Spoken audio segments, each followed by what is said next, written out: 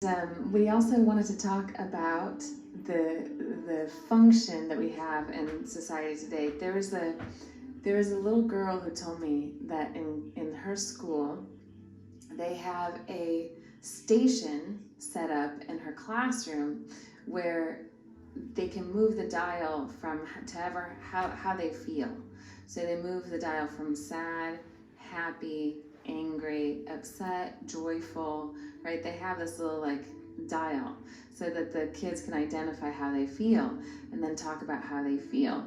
And she's 5 or 6, this little girl.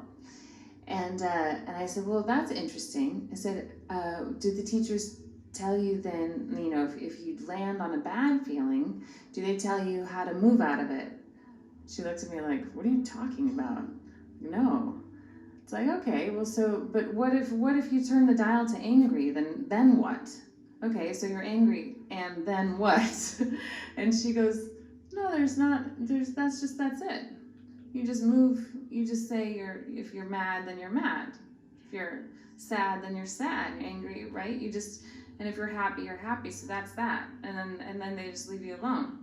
Okay, well, that's interesting. But I told the little girl, I said, well, if you have a bad feeling, you also have to figure out a way to move out of the bad feeling. Your teachers didn't tell you that. She goes, she seemed to know, because the kids kind of know. And she goes, yeah.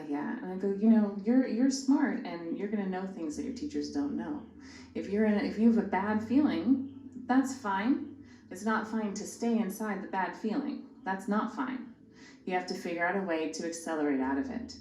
Okay, so Kundalini Yoga is a science that addresses these problems that society has. Society is kind of steeped in this trance, and has been for a very, very long time, that if you have a problem, the way out of that problem is to talk about it.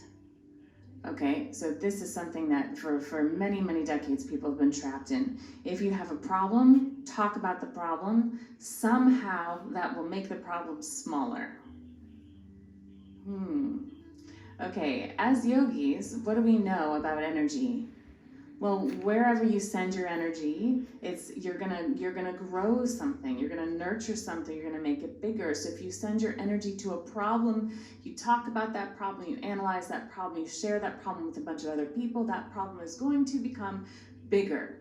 And another thing that yogis were able to do is identify thoughts, problems, patterns as bioorganic organisms, right? So if you start to understand that your thoughts have an energy field, if you start to understand that your problems have an energy field, if you start to understand that all of these different things that come up in your life, they have their own energy field as bioorganic constructs, then you start to understand, well, if I feed it, it gets bigger because it's a bioorganic being.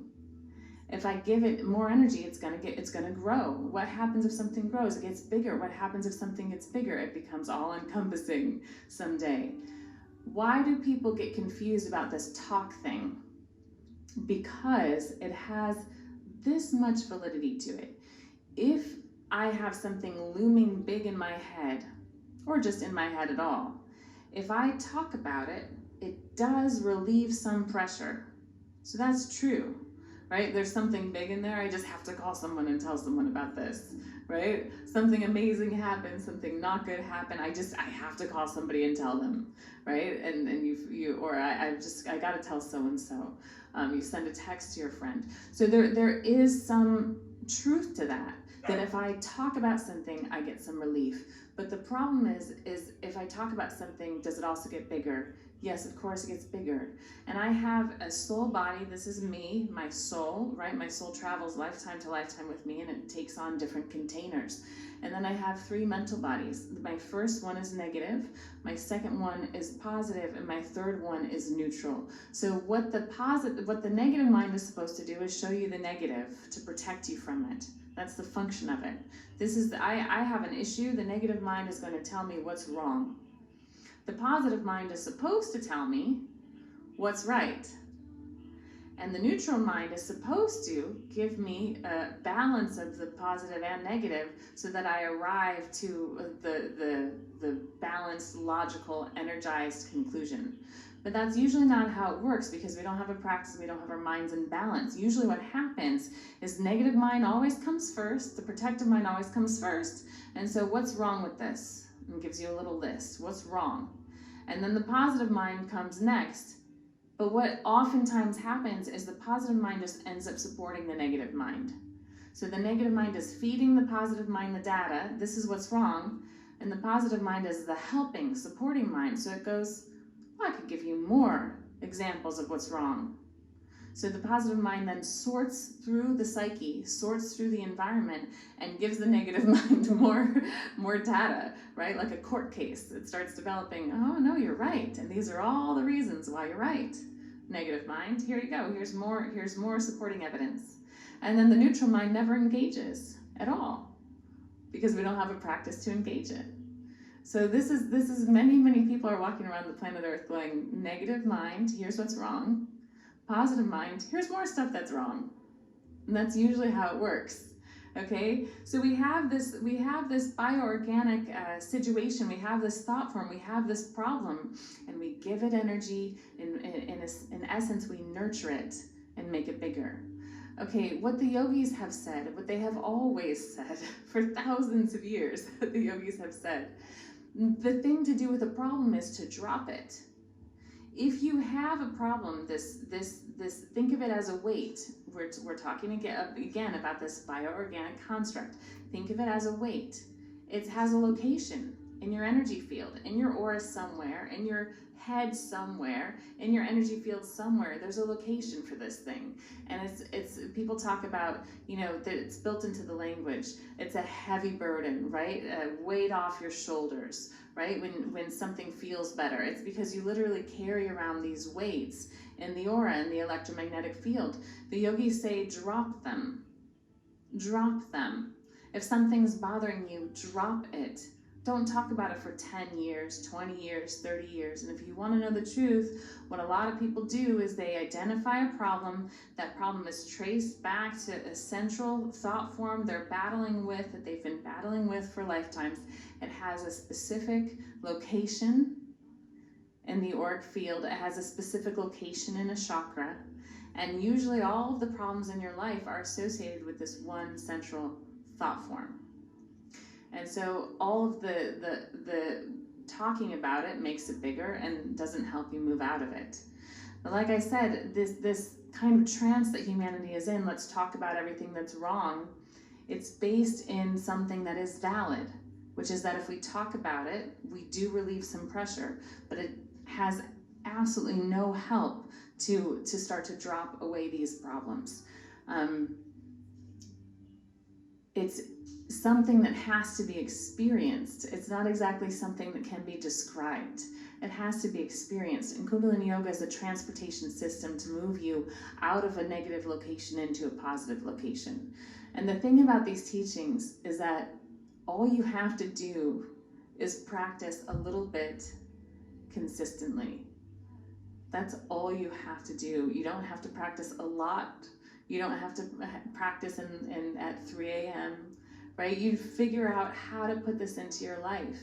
And if you figure out a way to put this into your life, if you figure out a way to add your 3 minutes, your 11 minutes, your 31 minutes, however much time works for you, if you figure out a way to just, do it right when you wake up is the best time, right? And sometimes you're going to wake up in the middle of the night, and sometimes you're going to wake up for work or whatever time. But if you figure out a way to put this into your life and you just practice consistently, the changes happen. And you don't have to think about the fact that you have a problem, because that problem won't be there. It will drop away. There was a woman who I was speaking to. She had eating disorders for a long time. So she was anorexic, she was bulimic, and this went on from the time she was a teenager to the time she was in her late 20s. This is about a 12 to 15 year problem that she had, severe eating disorder.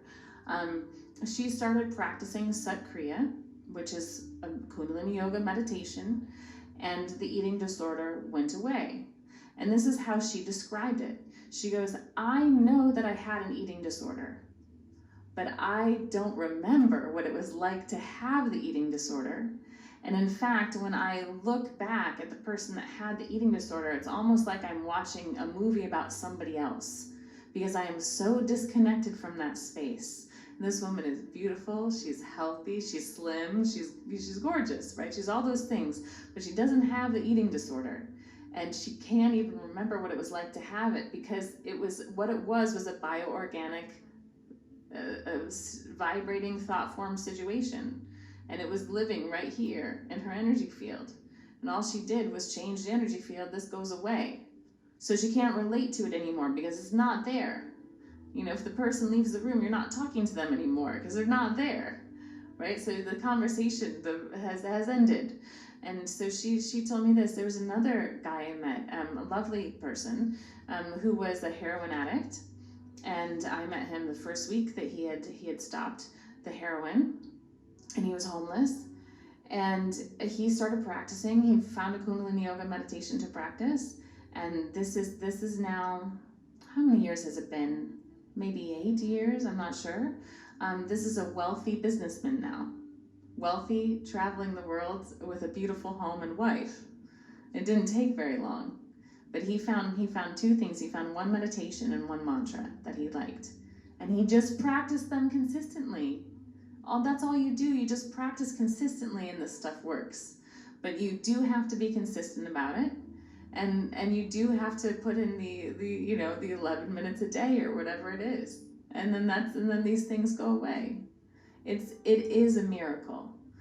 The trouble is that we're in an age that is designed to confuse you, and we're in an age that's designed to pull people off their path, and it's designed to bombard you with practices, bombard you with ideas.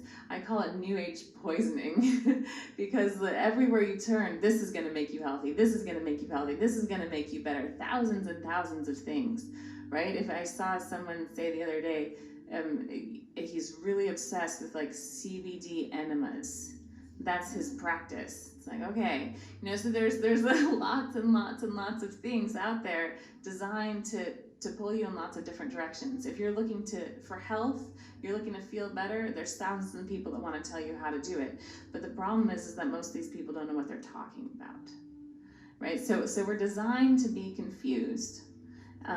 All you need to do is keep it simple. You pick a couple things that work for you and you just practice them during your life, and that's it.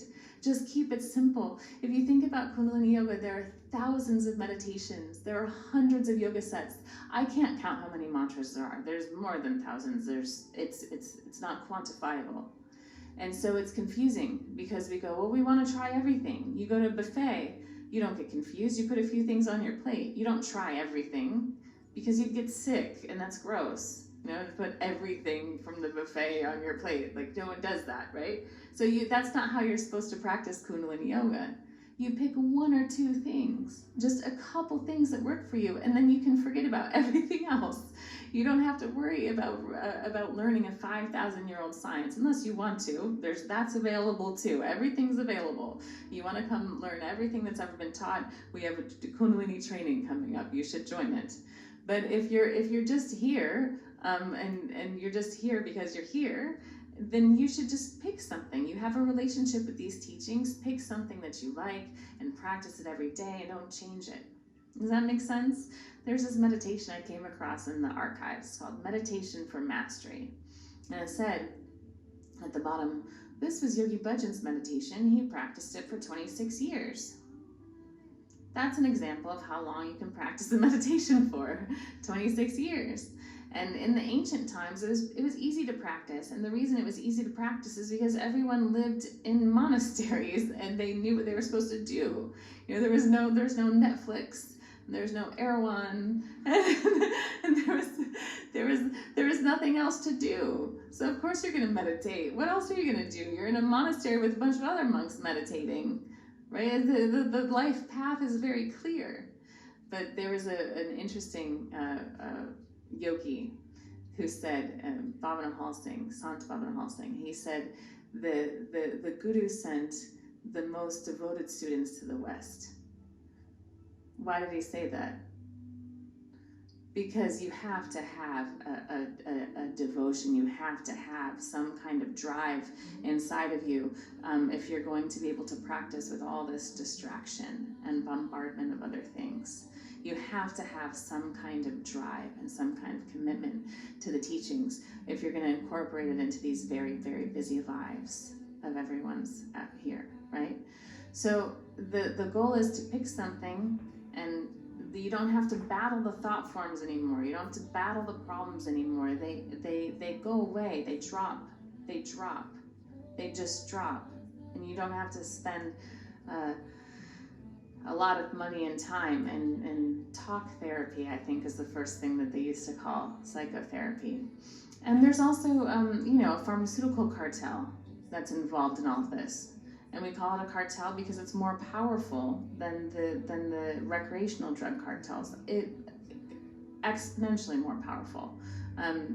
It's a billions and billions and billions and billions of dollar industry. And if you understand that this is an industry that wants to make money, just like any business wants to make money, and this is one of the most powerful businesses in the world besides perhaps defense. Right, so you have this business. This is a business that wants to make money. You can start to trace the steps that they've taken to get there. How is this business, this pharmaceutical cartel, going to make the most money? Well, you're going to put a lot of systems in place that get people on pharmaceuticals, aren't you? That's not difficult, right? If you want to make a lot of money and you're a pharmaceutical business, what are you going to do to make sure that money goes into your pocket? A lot of things. You're going to do a lot of things. You're going to promote psychotherapy. You're going to create a big movement about mental health and then manipulate it to send people into a therapist's office in order to get them on drugs. You're going to make sure that you introduce drugs to kids, because if you can introduce it to kids, you have a lifelong customer. You introduce it to an adult, you've got 20, 30, 40 years. You introduce it to a kid, you get 60, 70, 80, 90 years. Right? So you want to make sure you get the kids early. You want to make sure that you bribe the doctors to put people on medicine. I was talking to somebody yesterday, and she said that she went to a doctor for something very simple. And the doctor told her that it was like a hormone, something with her hormones was off. And the doctor gave her a prescription and said that she needed to stay on it her entire life. And she got a second opinion because she has a brain. And that person said that was crazy, right? But somehow that doctor wanted to, a lot of these doctors are drug pushers. Now in Kundalini Yoga, are we against medicine? No, don't get confused, be smart. No one's against medicine. Medicine needs to be used at times, okay? It saves lives. No one's against medicine. Medicine saves people's lives. But just understand, there's a pharmaceutical cartel, and it's designed to put as many people on drugs as possible. And so that's how this confusion got into the collective of, if you have problems, go see a therapist, make the problem bigger, bigger, bigger, bigger, bigger, bigger, and bigger, until eventually talking about it doesn't work, and you become depressed. And then you have to go on some kind of drug that you could be on for the rest of your life, according to that doctor this woman told me about. Okay, so we're not against anything. We're not for anything. You have a life that you're living. All you need to do is put Kundalini Yoga into your life. That's all you have to do. You're living a specific life. You live whatever life you want. You enjoy whatever things you want in your life. You eat and drink and play sports and have your recreational things and have your friends, and you do everything that you do. No, there's no rules and there's no regulations and there's no dogma. But just add Kundalini Yoga into your life. Whatever it is that you're already doing, just put some of this into your life and do it every day. The consistency is the key. Okay, and then you don't have to fall victim to someone else's program, of which you're being bombarded with by all sides, right? And this practice will cut through and give you the clarity and give you the sobriety, so that you're not a pawn in someone else's money-making scheme. Sound good? All right. All right, let's come onto the hands and knees, please, for the cat-cow.